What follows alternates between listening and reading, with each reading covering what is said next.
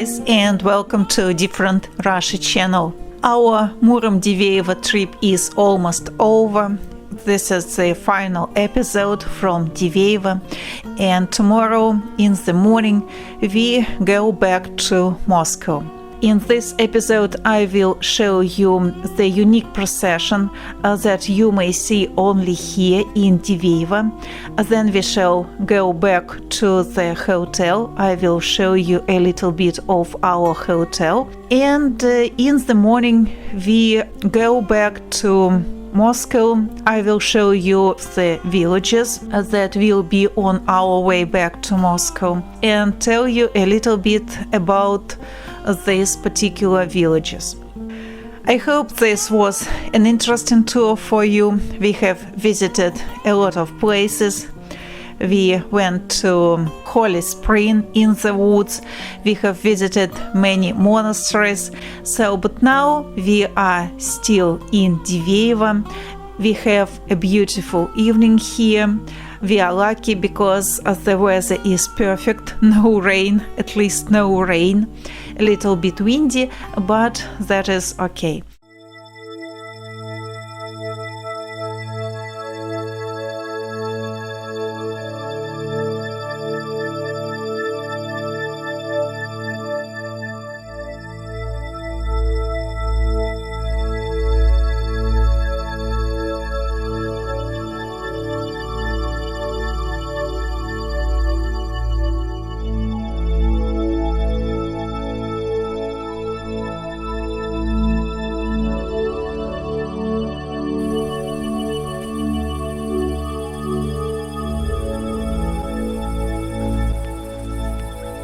I have already shown you a small episode from the evening life in Deveeva, and now I want to show you the very unique procession that you may see only here in Deveeva. In other monasteries they do not have these processions. That is the tradition of this particular monastery. As I have already told you, in the monastery they have a few church services during the day, and the evening church service finishes at about 9-10 o'clock, so it depends upon the particular church service. And today the evening church service finished at about 10 o'clock in the evening, and now we are going with you along the road that I have shown to you. That is the famous Kanavka Groove, and at night, as you may see, there are a lot of people here. But as you may hear, almost everyone is silent.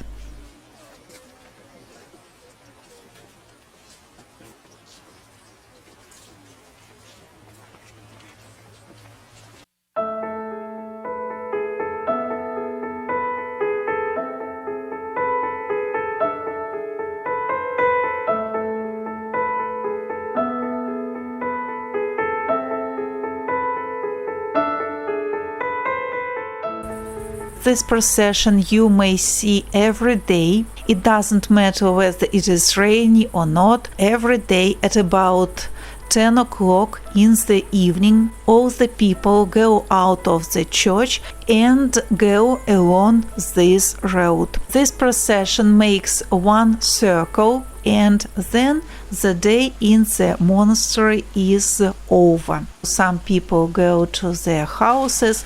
As for me, I am going back to my hotel. As I have already told you, my hotel is located on the territory of the monastery, and if you live in this particular hotel, you have some restrictions, some rules. For example, you can't leave the territory of the monastery at night. At 11 o'clock the gates are closed and you can't leave the territory of the monastery until morning. So from 11 p.m. up to 5 a.m. you can't leave the territory of the monastery because they close the gates. And also you can't leave your hotel or enter your hotel because they also close the doors.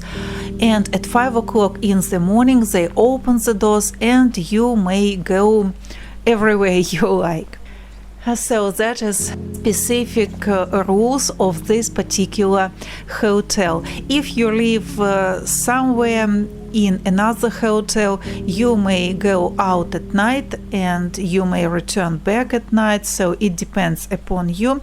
But if you live here in the monastery, so you can't leave your hotel at night.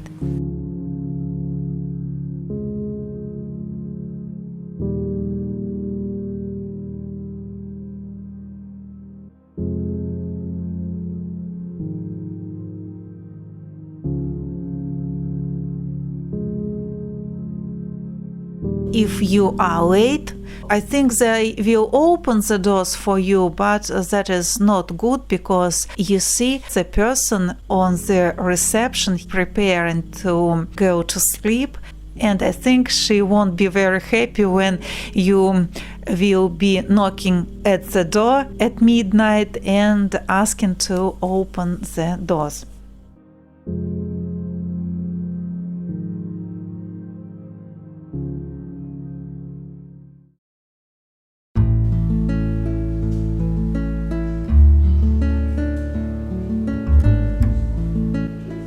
Early in the morning, we start back to Moscow. The road is rather long.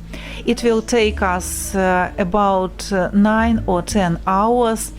Though today is Sunday and the traffic is unpredictable, especially in Moscow region, that is why we start early in the morning. Our road goes through many villages, through many woods. Also, we are passing a few lakes, so the road is rather picturesque. Для тех, кто первый раз, я говорил и говорю, что, может быть, не все понятно, не все успели. На самом деле успели все, просто даже это еще не поняли. Вот. Что желать нужно ровно столько, сколько можешь унести, и как Господь благословит. Ну и чтобы настрой вот этот наш Дивеевский еще продлился немножечко, сейчас нам водитель поставит акафист преподобному Серафиму Саровскому, местный, матушки поют, да. Ну и пока послушаем и свои переживания пусть немножечко этим улягутся.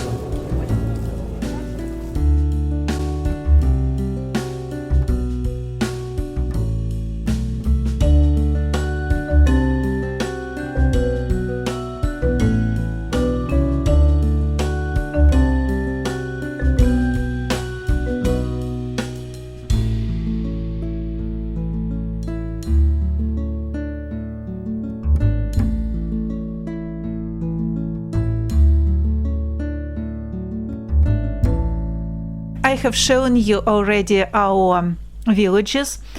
In the comments I was asked about this yellow pipe. It may be yellow, it may be some other color, but usually it is yellow. That is the gas pipe.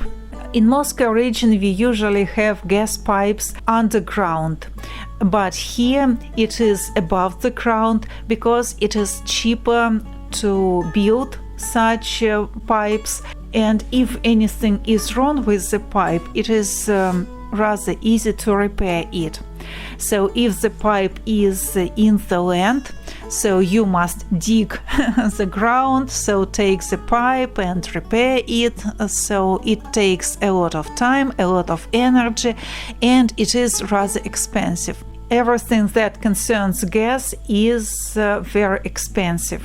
I don't know the prices here, but in Moscow region, for example, it will be about 500,000 rubles, so that is the minimum to bring gas to your house. So we wanted to bring gas to our dacha house, but when they said that the price will be about 1 million and we have the gas the main gas pipe only 100 meters from our house. So for 100-meter pipe of gas, we must pay about 1 million rubles. That is about 15,000 American dollars. So for us that is very expensive, and we decided at least now not to do this, maybe sometime later. And I think here that is a little bit cheaper because they do not dig the ground. The pipes go in the open air. So what else to tell you? As you have noticed, here the houses are not very big. Not in every village house you may find gas. If they have no gas, then they use wood. They heat the houses with wood. They have special big ovens and they heat the houses with the wood. But the wood is also rather expensive. I don't know, maybe here they may go and cut a few trees in the forest, but as for Moscow region, it is not very easy to go to the forest and cut a tree, for example, because if they notice that you are cutting trees, so they will give you a big fine. You will have to pay a lot of money. The fine will be rather big. That is why people buy wood. Though we have a lot of forests around us, we can't go and cut trees just to heat our dacha houses.